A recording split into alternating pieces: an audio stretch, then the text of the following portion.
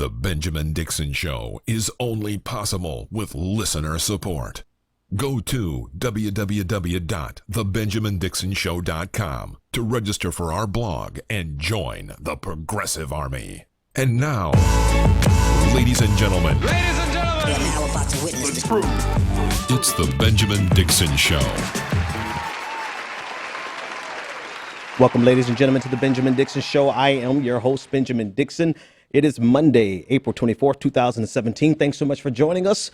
It is a pleasure to be back with you on this side of our big event last week with the Intercept. So it's good to be back hanging out with the family.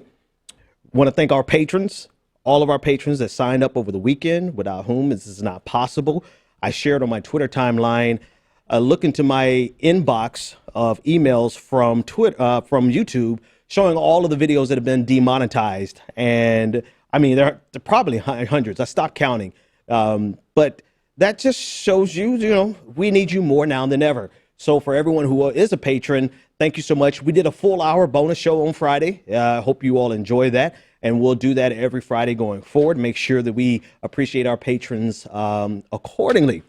That's it. So a couple of things that are different tonight. We are streaming directly to Twitter, to Facebook, and YouTube simultaneously. So if you leave comments and you want to get in on the conversation, if you want to chime in and weigh in on the discussion, you could do so right in the comment section on Facebook, YouTube, or Twitter, or you can call in 857-600-0518 and weigh in on the discussion. And you'll see the number in the bottom right-hand side. If you want to post your question, we'll be able to pull it up on screen and share it with the audience. So it's interactive. It's a little more interactive than it normally is. And we're just trying to advance the show. Special thanks to everyone at The Intercept for having me on last Wednesday. We will be back with The Intercept on this Friday at noon. Now, we're testing some times here, obviously. It's a tall order. We'll see how it works. We don't know. It might be even better. We had a pretty decent turnout last Wednesday, but we'll be doing Friday at noon. So go ahead and put that on your calendar. We'll be streaming, taking over the Intercepts channel again. And we want to make sure that you all show up. I'm going to try to convince them to do a triple stream like we're doing. But if not, it'll be on Facebook. So you know what time it is. Anyway, I missed you guys. It feels like it's been forever. Wow, it really has been a while. Right? So we only did Tuesday last week. Wow. How's everybody doing? How are you doing? Put it in the comment section. How are you feeling? How's your week going? I hope your weekend was great. We finally have some sunshine and weather. Let me get to the news. See me on Twitter and we'll talk about how you're feeling. I want to know how you're feeling, but everyone else came here to get to the news.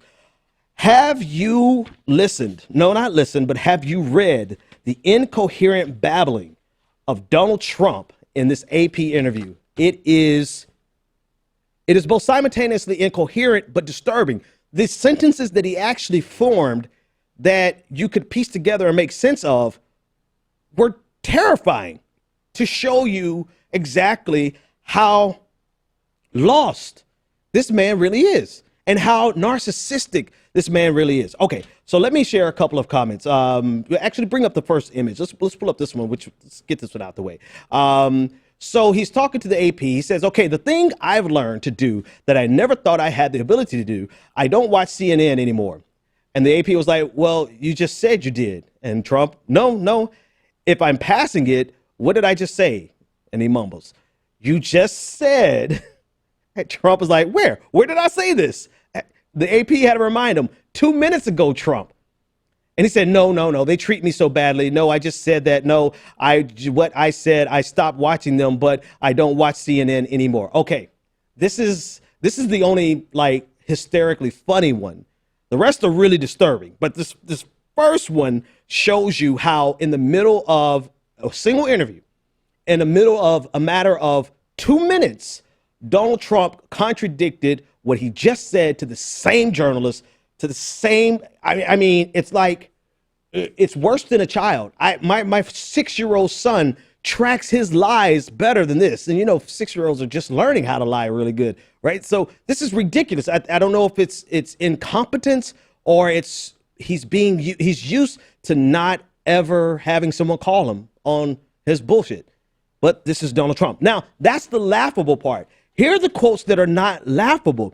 when the entire conversation we had a couple of weeks ago about him at one point saying NATO was obsolete, and then the next sentence saying NATO was not obsolete, or the next, by the time he became president, we posited that this is probably because he had no idea about NATO.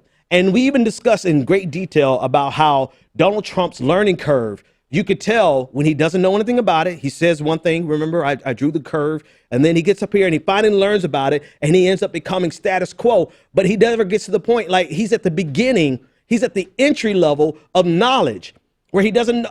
We posited this, and this is exactly what he finally, I'm surprised that he's willing to confess he's this ignorant. But this is what he said with regard to NATO. He said, quote, "They had a quote from me that NATO was obsolete, but they didn't say why it was obsolete. I was on Wolf Blitzer," very fair interview, "the first time I was ever asked about NATO because I wasn't in government. People don't go around asking about NATO if I'm in a building in Manhattan, right? So they asked me, Wolf, ask me about NATO. And I said two things. NATO's obsolete. Not knowing much about NATO. Now I know a lot about NATO.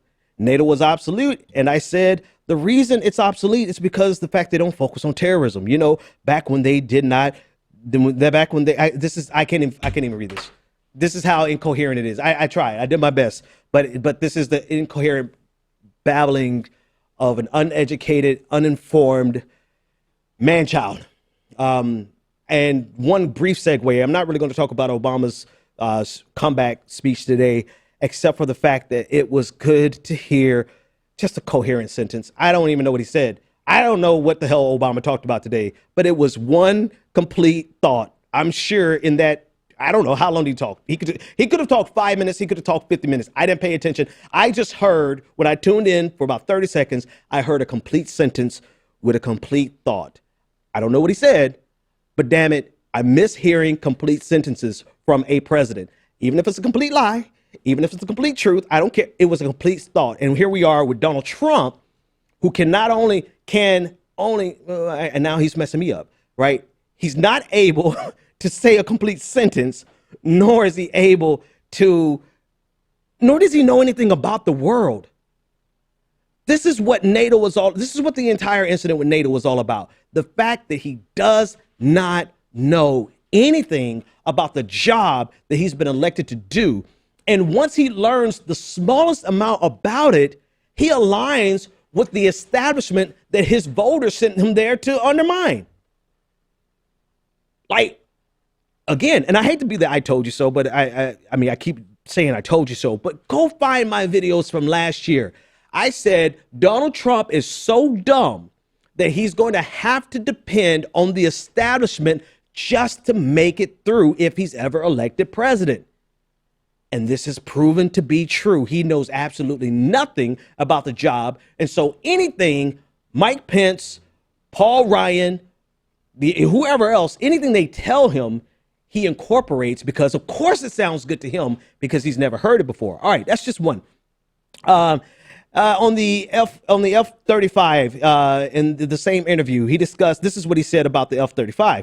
He said, I saved $725 million on the 90 planes, just 90. Now there are 3,000 planes that are going to be ordered. On 90 planes, I saved $725 million. It's actually a little bit more than that, but it's $725 million. General Mattis, who had signed the deal when he came to his office, said, I've never seen anything like this in my life. When we went from a company that wanted to move more money for the planes to a company that cut, and that's actually the complete sentence. That's literally, that's the period. He stopped there. Did you understand a damn thing that I just said? That was his thought. I'm gonna keep going. And the reason they cut, same planes, same everything, was because of me. I mean, because that's what I do. Never mind the fact that the Pentagon, they negotiated lower costs for the 90 plane order with Lockheed Martin. Never mind that. That doesn't matter. The truth doesn't matter. I mean, I don't even know what to point out here. Do I point out the incoherent babblings of a madman or the lies, the inconsistencies? I don't know what to point out. But this is all still fun and games. It gets even worse. This is the part, the last two the last two are problematic for two entirely different reasons. With regard to WikiLeaks, which is in the news this week and last week because of the potential of the Trump administration seeking charges against WikiLeaks, this is what he said. He said, "I never heard of WikiLeaks." What the hell? I'm done. I'm going home. Good night, folks. He never heard of WikiLeaks, never heard of it. And then he said, but that didn't mean that you, hang on, let me just read that.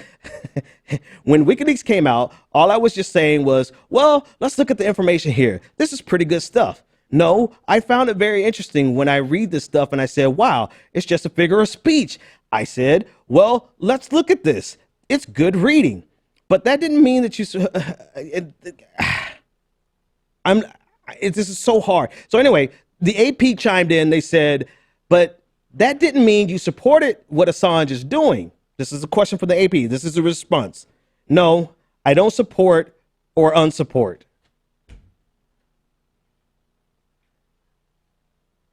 You know, I honestly feel dumber every time I read a written sentence from Donald Trump. I swear, I feel dumber. Like, I'm a person that constantly tries to challenge my sentence structures, my grammar, my vocabulary. I'm constantly trying to challenge it. Sometimes I get into very ambiguous sentences that I'm not sure that I can make my way out of, but it's because I'm trying to convey a complex thought that's in my mind.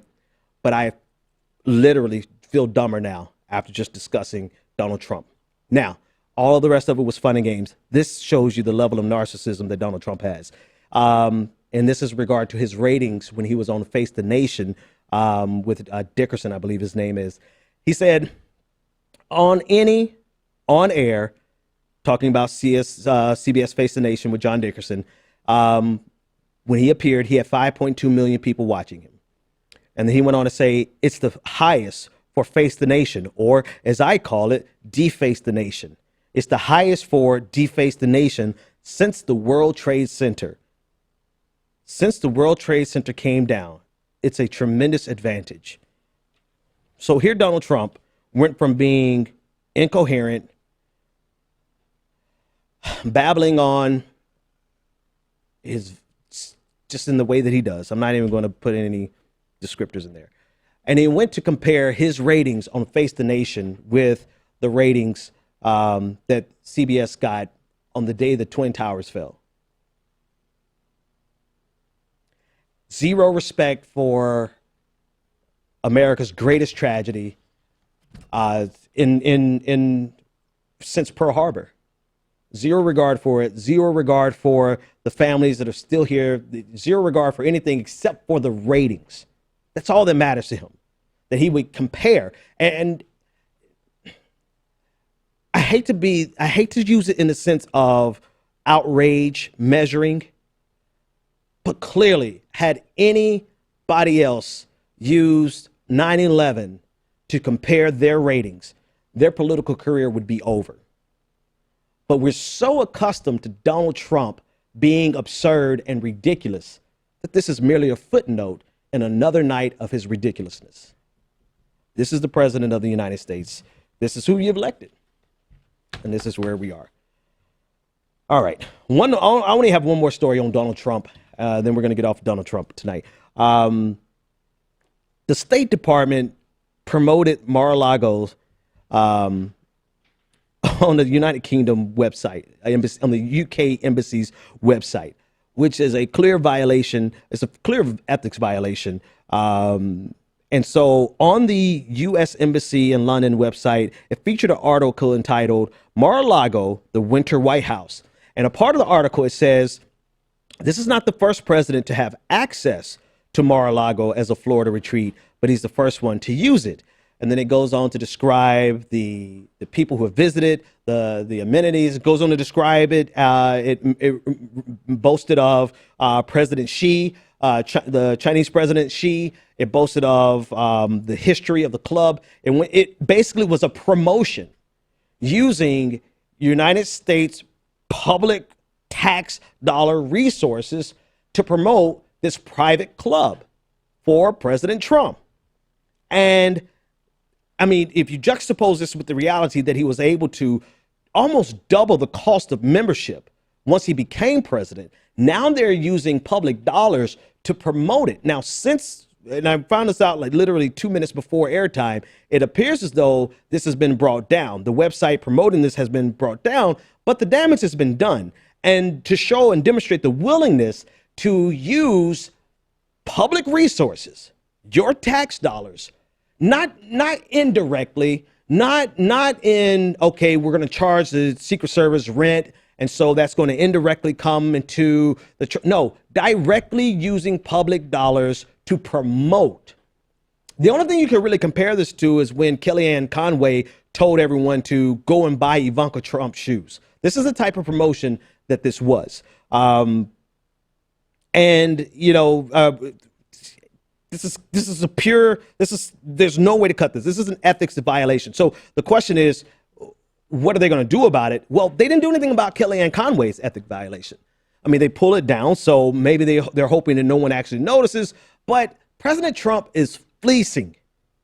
He is fleecing. He is milking America. This is all one big slush fund for President Trump. And they're not even hiding it anymore. They have absolutely no shame. They have no shame. I mean, I could go through a list of quotes here from people who agree that this is an ethics violation, that this is absurd, this is obscene. I mean, everyone from people who work for President Obama, the chief of ethics counsel, Norm Eisen, for Barack Obama, the same who served in the same position under the officer who served in the same position underneath George W. Bush. They agree. I don't think we actually need confirmation from other people to understand this plain and simple ethics violation that President Trump engaged in with this website. And even more so, he engages in on a regular basis by virtue of all of the money he's able to siphon off to his private interests, because he goes to Mar-a-Lago, if not every weekend, every other weekend. All right, let's actually talk about some news. You can weigh in on the discussion, 857-600-0518. Leave your comments in Facebook, leave your comments on Twitter, leave your Periscope, leave your fake comments on YouTube, wherever you want to leave your comments, get them in there so we can see what you think about it. Let's talk about one or two more quick stories, and then we have a couple of deep dives. Let's talk about this. This is a story that just came across my desk, but it's about a year old. It's about weed equity in Oakland, California. Now, the original story was published. Let's take a look behind me, ladies and gentlemen. The original story was published about a year ago in May. So it's really just basically a year ago. But the city of Oakland has basically instituted a form of reparations for people who are in jail or have been in jail because of weed violations. The people in Oakland, if you've been in jail for the past 10 years, they will be the first people to get legal weed permits under the new program enacted by the Oakland City Council. Now, this is the way the internet works. The story is old. It's a year old. It just came across. I think most of us who engaged in the story today never heard of it until today. So what I'm going to do tomorrow, we're going to follow up to see exactly how this progressed. But the mere fact that Oakland sees the necessity of helping people who have served time for a drug that is now legal and can be commodified is the coolest and the most righteous thing that I've seen on the conversation of marijuana anywhere ever. Because there are people who are lined up to make millions. I mean, probably this is easily going to be $1 billion industry, easily. And you think about the number of people, particularly black men, young men, who are serving time for selling weed. And they are not only not able to capitalize on the weed sales going forward, many of them are still in jail. Many of them are still in jail. And so the city of Oakland, the fact, and this is worth discussing because the fact that they see that injustice and are willing to address it head on, and so head on that the people who are in jail and spent for the last 10 years, they get first access. I'm sorry, it's an old story. We'll follow up tomorrow to see exactly how this played out, if it played out accurately. But this is the first time that we've heard about it at the Benjamin Dixon Show, and I just want to applaud, give a round of applause to the City Council of Oakland, who voted unanimously to give licenses to people who have been in jail for selling weed. Can't help it if they were ahead of the curve. That's all that was. They were just ahead of the curve. All right. One other story that before we do a couple of deep dives here, we talked about last week, Judge Sheila Abdus Salam, the 65-year-old federal judge in New York, whose body was found washed up on the Hudson River. At the time of the original reporting, they said that they found no evidence of foul play, and so they ruled it, or they began to rule it. They started the process of ruling it as a suicide. Before her death, she was last seen on April 12th accepting a package, and then she was reported missing by her husband. Later on, she was found dead, washed up on the Hudson Rivers, on the Hudson River. The medical examiner has come out and said that the autopsy requires further study. Sources for the, this is according to Essence.com, sources for the New York Post say that water was found in her lungs, suggesting that she was alive when she went into the river.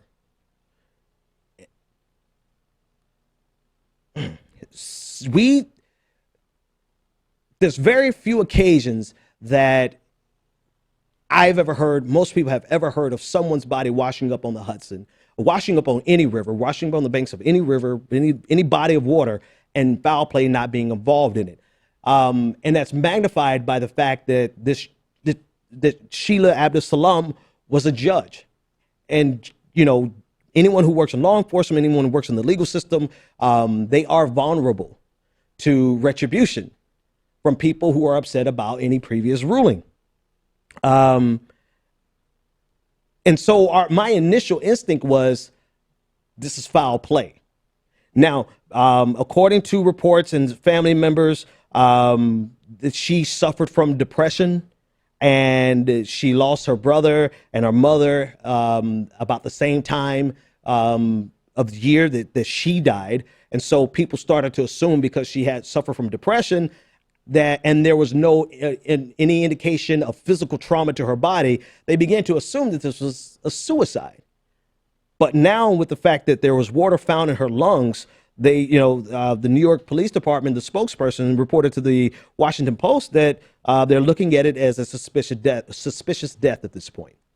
And again, most of us believe that there was something suspicious to begin with. And so only time will tell if we'll find out exactly what happened to this federal judge. But again, no, nothing else. That's it. All right. All right, so we have a comment. Yep, did I hear that right? Okay, all right, let me pull up this comment. Let's see what this first comment is from Twitter. How you doing? Oh, you know, Trump is senile and itching for nuclear war with the DPRK, or as we call it in Trump's America, Monday. Okay, you know, all right, there's another comment. Let's keep going. From YouTube, my God, can I smell that weed from here? Laugh out loud. Okay, all right, you know, we'll you know, I mean, there's another YouTube comment. I feel like France is about to have a 2016 America moment. Their mainstream media polling says Macron is supposed to win against Le Pen. We're going to talk about that in a moment. Great segue into the next three stories, one of them which is the French election. Any other comments? All right, so we're good. We're good. Seeing as the last comment was talking about the French election, let's talk about the French election. So Emmanuel Macron got 23.9% of the vote, ahead of Marine Le Pen, who had 21.4%. So they are the only two who are going to proceed to the second round of voting in the French election, which will be in 2 weeks. Macron is only 39 years old. He's a former investment banker. Has never been in elected office. He is the one that got the phone call from President Obama, encouraging him. He's considered as a centrist, but he is outside of the mainstream parties. This is the first time in French history that none of the mainstream parties actually made it to the second round for the voting of the president. Le Pen, we've talked about Marine Le Pen on this show quite a bit. She's the head of the Front National, as a far-right nationalistic party. It was founded by her father. She is, in a way, she denied France's involvement in rounding up Jewish citizens during Nazi Germany. Her father has actually far more problems in terms of Holocaust denial. They have a very hard right, xenophobic worldview. It's compared, this race in many ways is being compared to the 2016 election, which gives a lot of people pause and makes them fear that if this plays out the same way in France as it did in the United States, that Marine Le Pen is going to be the next president of France. She has, I'm going to try my best to avoid calling her Nazi, right? Because she's not a Nazi, but at some point the distinction probably doesn't matter.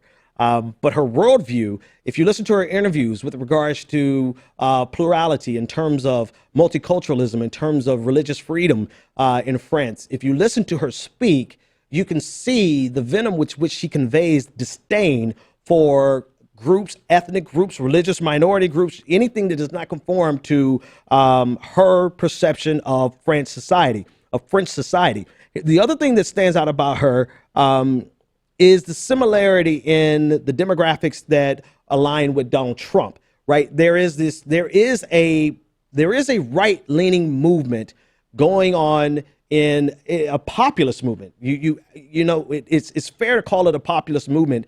Not all populism is equal, first of all, but it's very comparable to what's going on with Brexit, very comparable to what's going on with Donald Trump. Matter of fact, Nigel Farage supports her. Donald Trump has come out in support of her, and that should let you know who Marine Le Pen is. Mélenchon, who is endorsed by the French Communist Party, considered to be the Bernie Sanders-esque, a little further left than Bernie Sanders, to be honest with you. He did not get what he needed. He ended up with 19.6% of the vote. He has refused to endorse Macron against Marine Le Pen, telling voters it's essential to vote their conscience. And he's saying that later on he's going to figure out who he's going to support, and he's going to consult his voters, his supporters, before making that decision. All right, that's enough of the facts. Let's talk about this.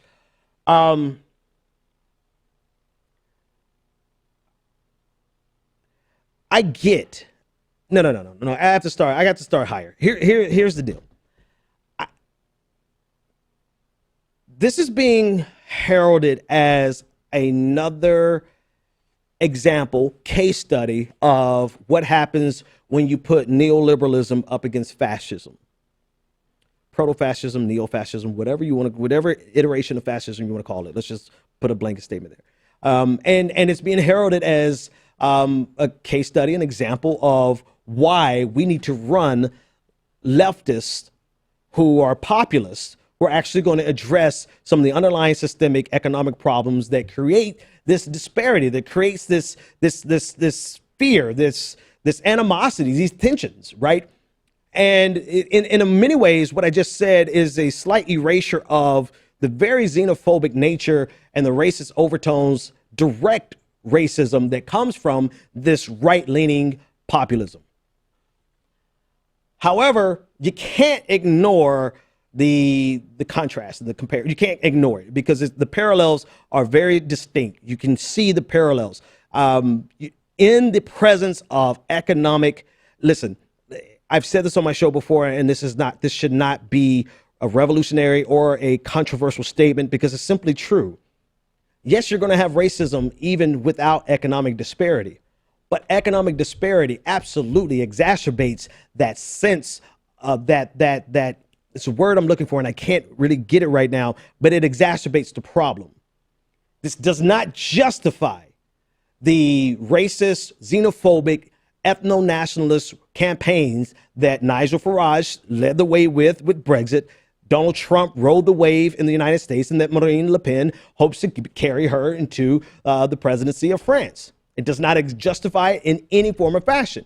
It does not absolve anyone who supports them of responsibility or culpability in supporting these far right-leaning, xenophobic, ethno-nationalist populists. Now, that being said, if we know this, actually, I'm not ready to go there yet. Y'all bear with me. I'm piecing this together as we go. I'm not ready to go to my conclusion yet. Let me set up one other point here. I think it is a false choice to say that it's the difference between neoliberalism and fascism, because what Donald Trump has demonstrated here in the United States is that even if he is a fascist leaning, proto-fascist, or even if he's just a dick, he's still a neoliberal. He's still an economic neoliberal. He's still establishment. He's still doing all the things that the people who thought they were voting for someone who was a non-interventionist, he's still an interventionist. He's still about empire abroad. He's still about the bankers. I mean, look who he stacked onto his campaign, into his cabinet. Donald Trump is 100% neoliberal on cocaine, on steroids. And I think this is something that people miss, is like, we're trying to draw a distinction, say, oh, you can either choose between neoliberalism and fascism, but fascism in this case, in this example, particularly with Donald Trump, is neoliberal. And so they're going to follow they're going to do the same policies of gutting the economic system, gutting the entire concept of a public good. They're going to gut it because they want to privatize everything for the financial benefit of plutocrats, of the oligarchs in the respective countries. Now, with Marine Le Pen, I'll grant that she has more desire to make even their iteration of neoliberalism more nationalized.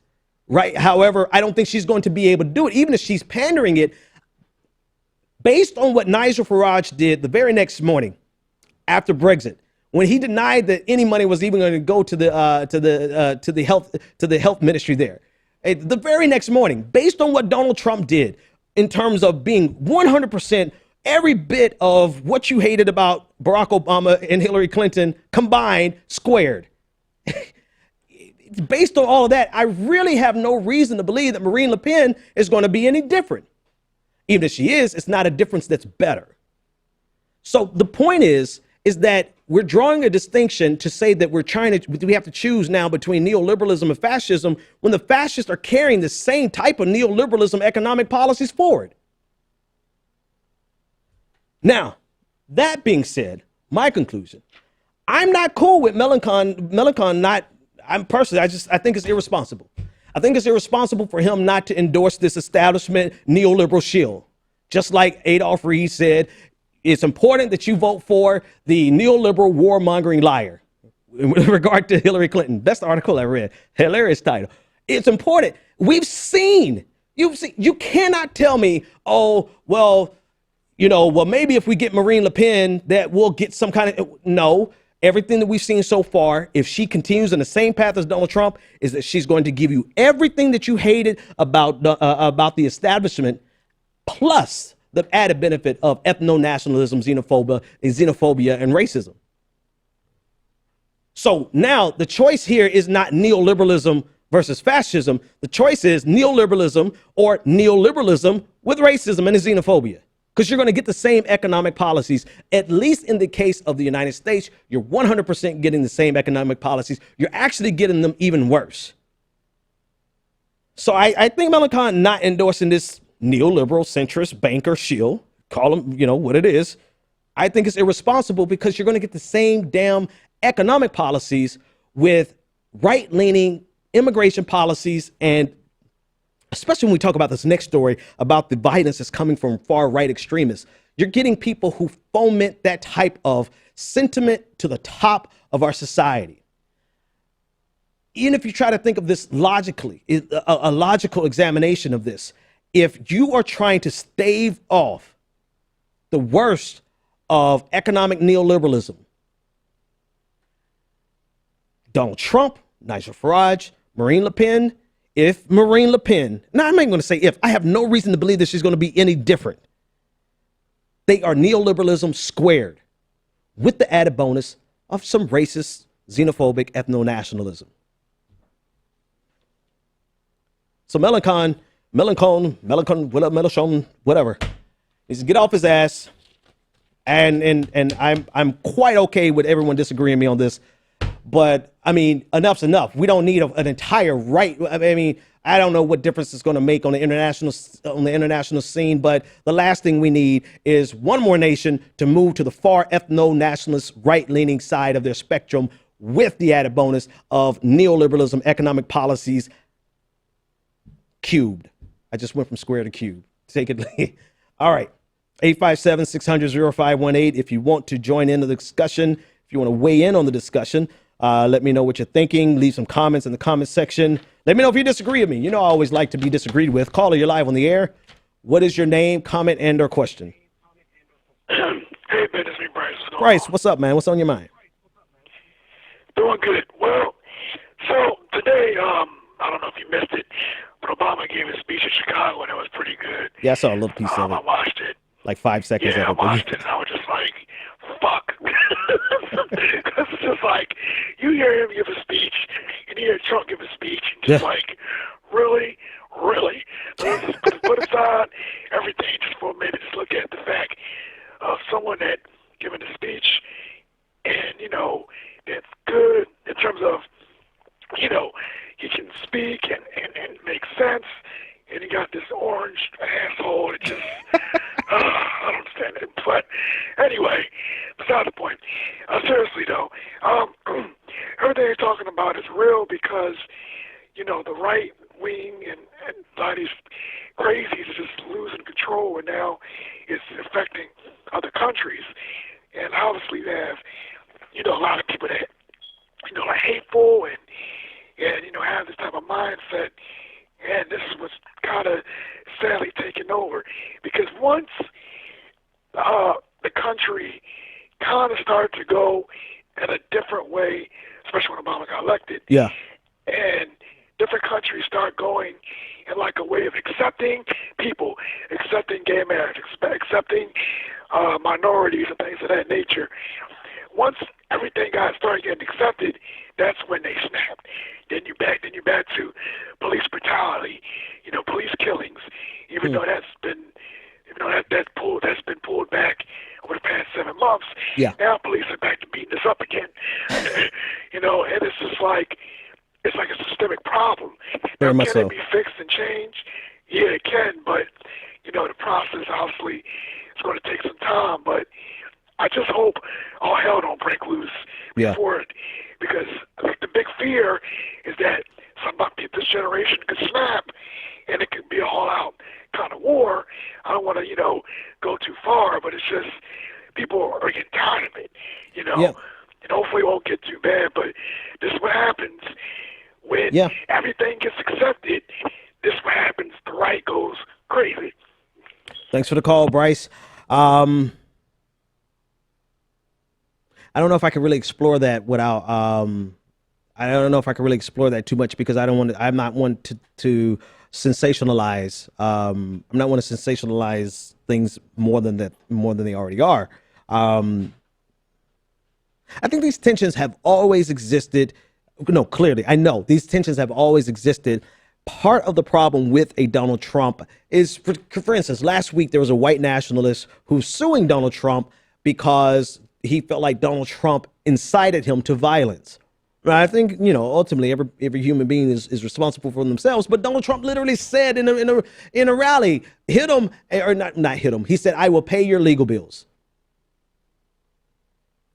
People like Donald Trump really do foment a level of violence and a level of animosity and tension. See, and this is the false equivalence that people try to draw. They try to say, oh, Barack Obama did the same thing because he talked about Trayvon Martin. Or Barack Obama did the same thing because he said something I don't even think he did. But let's say, for example, Michael Brown. You cannot draw an equivalence between when Barack Obama discussed what happened. Listen to what Barack Obama said in the Rose Garden with regard to Trayvon Martin. I have people still today who cite that as an example of Barack Obama inciting violence and causing dissent. His words, I think he said 10 words. If I had a son, he would look like Trayvon Martin. You cannot draw an equivalence between that and what Donald Trump did throughout his entire campaign. because of that, we do have a level of violence and a level of that existed before Trump. I want to be sure and clear. It existed before Trump, but it absolutely is being exacerbated by the environment and the sentiment that he fosters. What do we do about it? I mean, it's not really one of those cases where if they go low, you go high, because we can't keep going high and not confronting the issue, right? Sometimes we say they go low, you go high, not to mock, I'm not mocking Michelle Obama. She's my favorite of the two, right? But the point is like, if you always go high, you don't confront the problem that's in front of you. And some of this stuff needs to be confronted. Does it need to be confronted violently? No.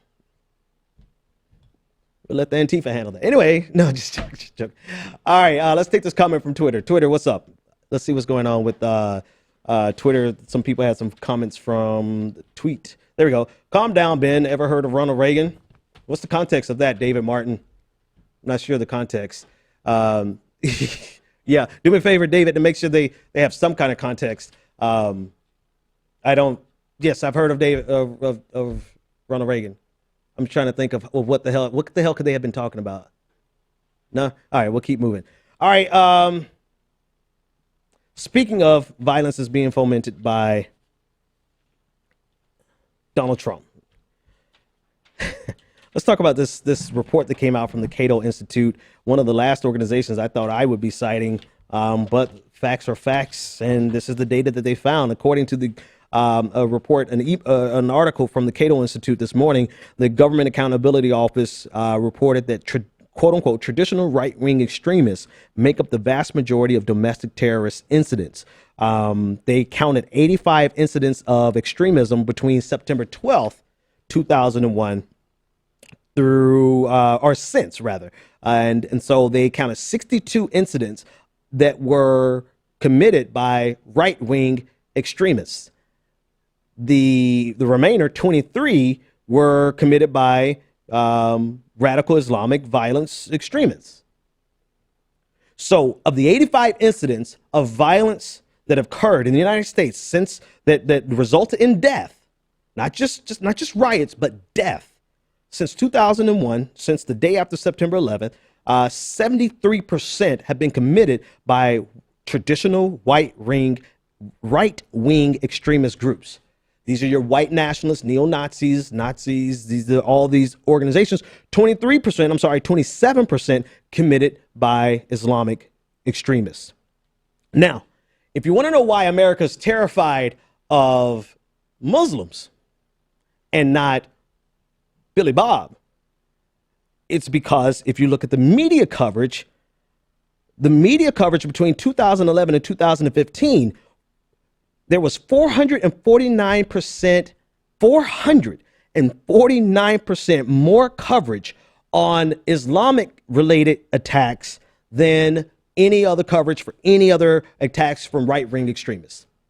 So whereas radical white nationalists, neo-Nazis, right-wing groups account for 73% of the violence that led to death since 2001, September 12, 2001, 73%, 449% of the coverage has gone to cover radical Islamic terrorism.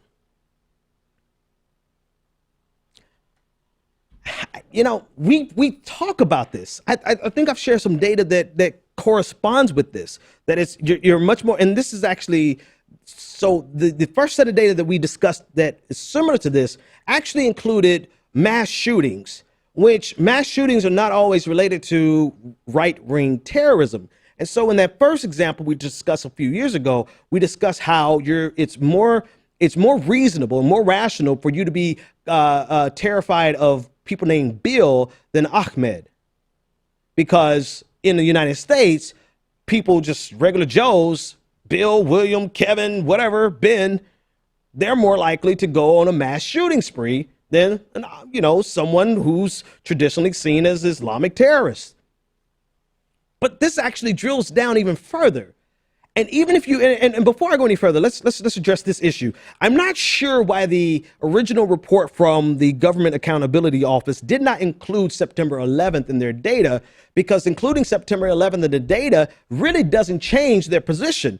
Out of, let's say, 85 violent extremist incidents that resulted in death since September 12th, the only thing that would have changed would have been there's 86 violent extremist incidents that resulted in death since September 11th. And you would have accounted for September 11th. They're not counting the number of bodies because September 11th, 2,500 to 3,000 people were killed on September 11th. So they're not counting the number of people killed. They're counting the number of incidents. And if you're counting the number of incidents, adding in September 11th doesn't change your data or your position whatsoever. So I'm not sure why the Government Accountability Office didn't include September 11th. Even if they had, the point is still the same. About 73% of all of the violent extremist incidents that led and resulted in death are committed by right-wing traditional terrorist organizations in the United States. 27% committed by Islamic violent extremists.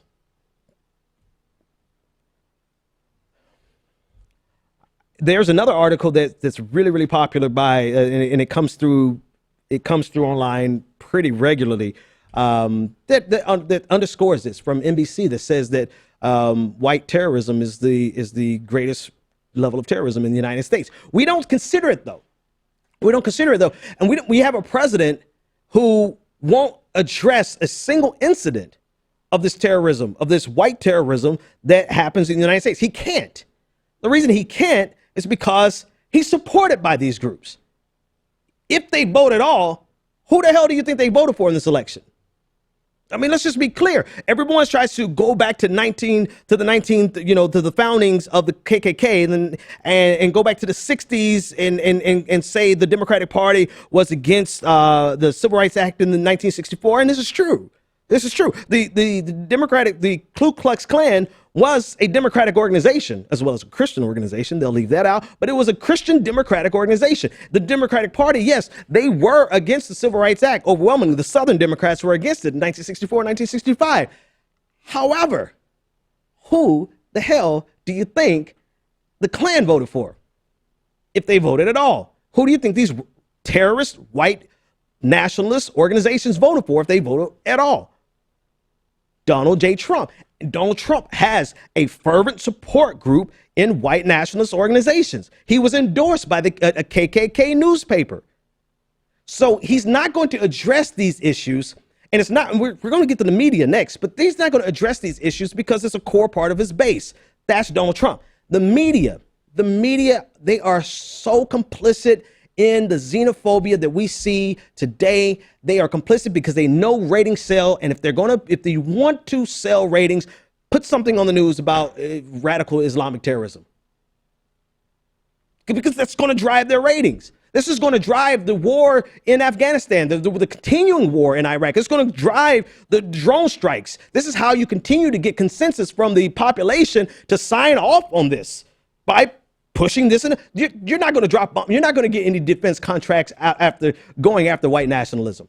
You're not. Maybe a 0.01% of what you could get going after Islamic terrorism. So there's clearly, and the reason you can connect this directly, if you ever watch the news, which I suggest you don't do, but watch the commercials. Northrop Grumman, watch Lockheed Martin on MSNBC, the liberal station. So if you want to know why the media, they're complicit in this, 449% more coverage of radical Islamic terrorism attacks between 2011 and 2015, it's because the people who paid their bills benefit off of having an accepted consensus in the United States that we should bomb the hell out of Muslims. So Donald Trump is not going to say anything about it because that's his support group, but the media is going to push this narrative because that's who pays their bills. Meanwhile, as you walk down the street, the real threat, or at least 73% of the threat, is coming from white, right-wing nationalist organizations. Did I cover? Oh, one last story. We're getting the hell out of here. Speaking of, I mean, this is all consistent, right? New Orleans Mayor Mitch Landrieu Shout out to the mayor, Mitch Landrieu. I'm sure there's probably some other things we'll disagree on, but this is one thing we totally agree on. New Orleans has started the process of removing 4 Confederate memorials. They started as of today. They were dedicated in the era, according to New York Times, they were dedicated in the era of the Confederacy and in this aftermath. Leaders tried in 1981 and 1993 to remove them, but they failed. This was the workers dismantled what's an obelisk, which was erected in 1891 to remember the members of the, quote, Crescent City White League, which was an organization in 1874 that fought Reconstruction era battle. They fought against integration. They fought against, they fought, actually murdered people. This is the thing that stood out the most to me, that this monument celebrated people who murdered individuals who were fighting for integration.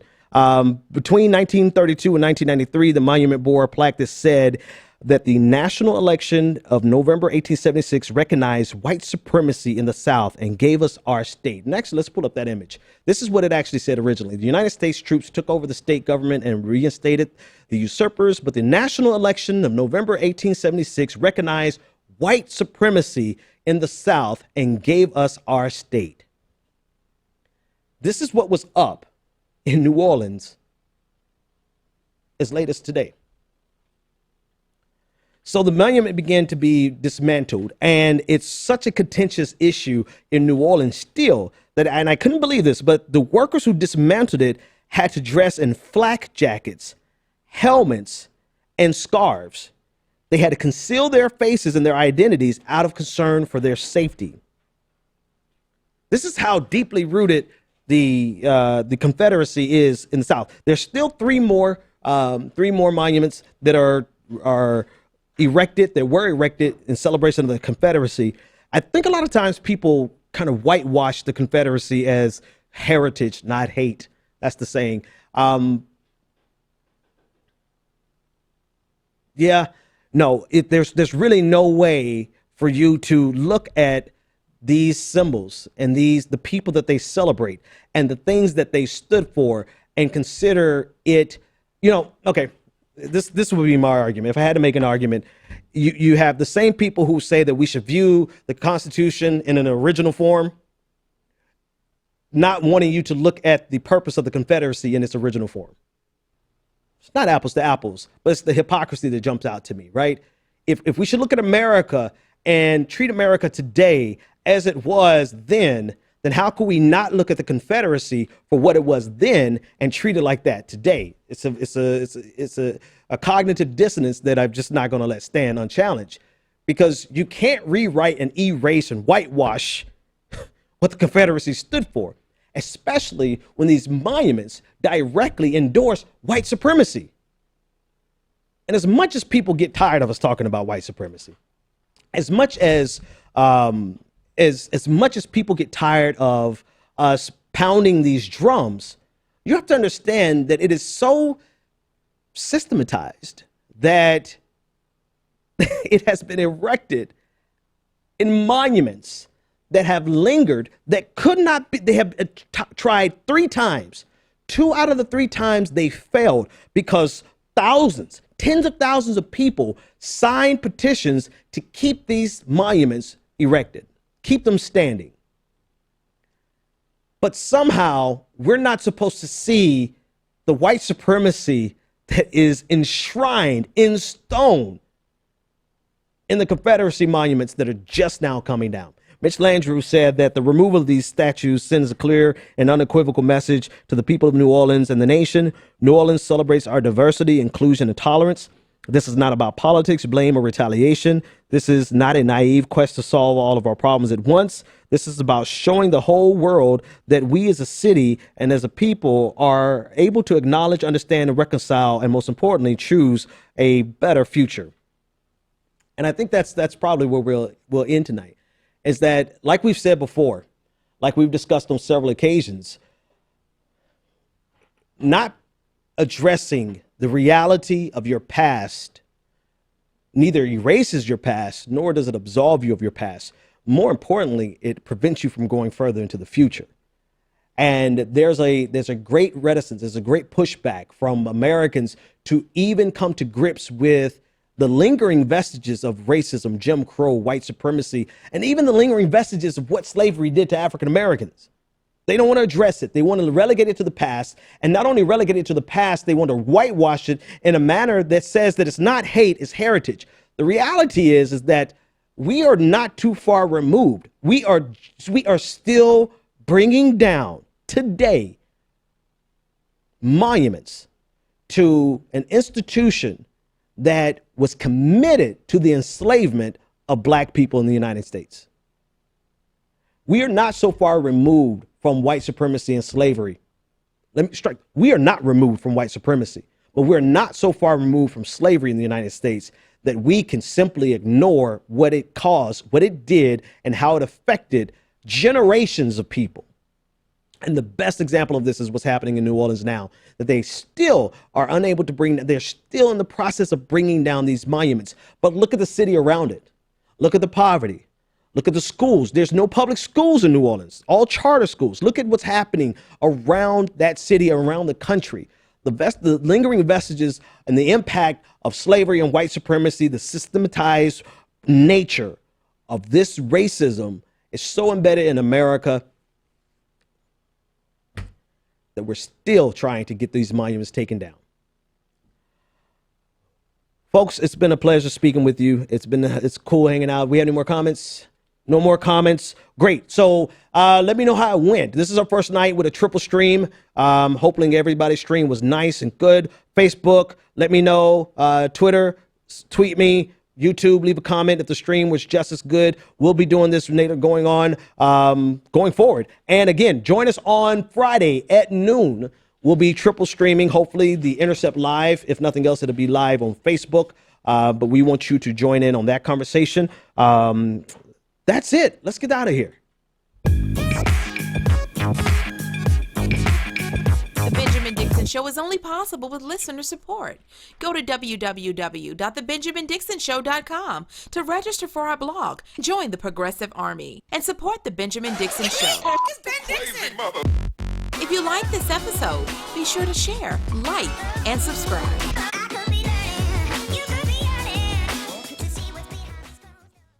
Consider becoming a Patreon.